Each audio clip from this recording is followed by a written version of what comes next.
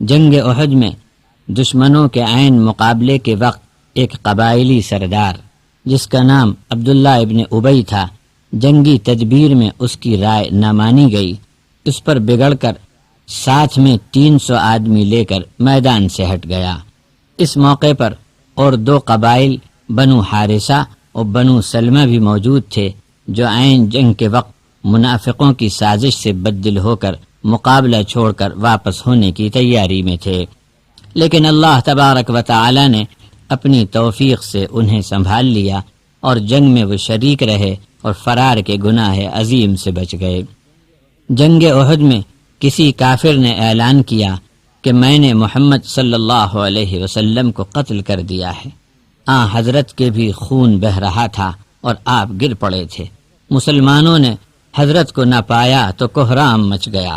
پھر آپ صلی اللہ علیہ وسلم اٹھے اور لڑائی کی کمان سنبھال کر مسلمانوں کو آواز دی، چنانچہ پھر لڑائی قائم ہوئی اور کافر بھاگ نکلے۔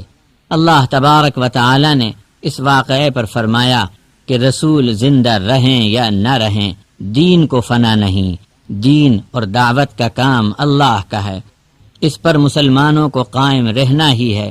حضرت صلی اللہ علیہ وسلم کی وفات کے بعد بھی بعض لوگ مرتد ہوئے تو حضرت ابو بکر صدیق رضی اللہ تعالی عنہ نے انہیں قتل کیا، اور جو دین پر قائم رہے انہیں اللہ نے شاکر بتایا کہ وہ اللہ کا حق مانتے رہے اور دین و دعوت کو دنیا میں جاری کرنے میں لگے رہے، ان کو بڑا ثواب ہے۔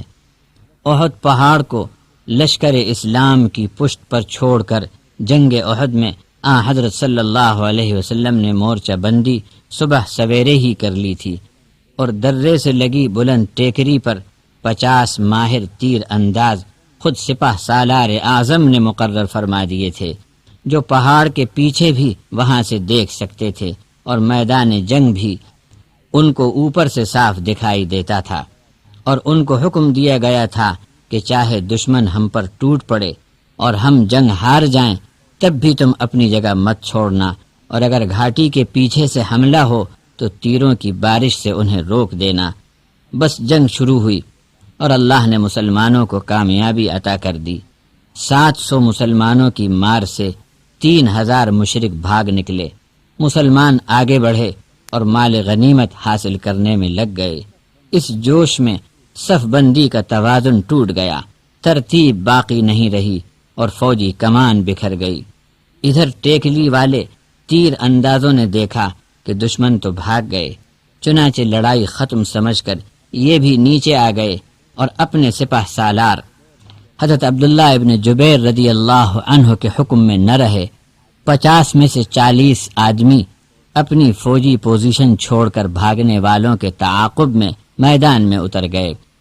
اس وقت خالد ابن ولید نے بھاگتے مشرکین کو پہاڑ کے پیچھے جمع کیا اور فوج اکٹھی کر کے اس درے میں سے واپس آ کر اچانک مسلمانوں پر ٹوٹ پڑے، اور ادھر مسلمان بے خبر تھے۔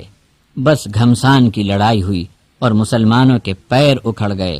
گھاٹی پر تیر انداز دستے کے صرف 10 آدمی رہ گئے تھے، مگر کافروں کے ریلے کا 10 آدمی مقابلہ نہ کر سکے اور اچانک جنگ کا پانسا پلٹ گیا۔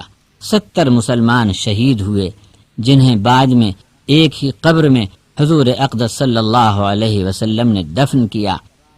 اگر اللہ تبارک و تعالی مشرکین کے دل میں رعب ڈال کر انہیں بھگا نہ دیتا تو احد میں شکست کے آثار ظاہر ہونے لگے تھے۔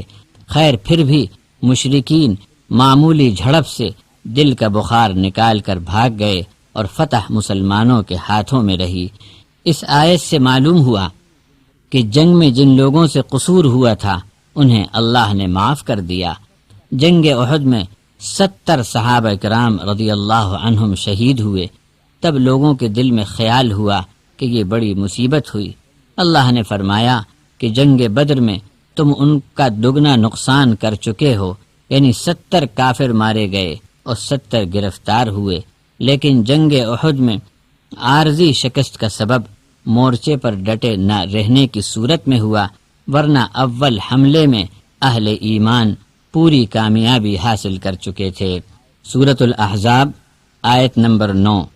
يا أيها الذين آمنوا اذكروا نعمة الله عليكم إذ جاءتكم جنود فأرسلنا عليهم ريحا وجنودا لم تروها وكان الله بما تعملون بصيرا.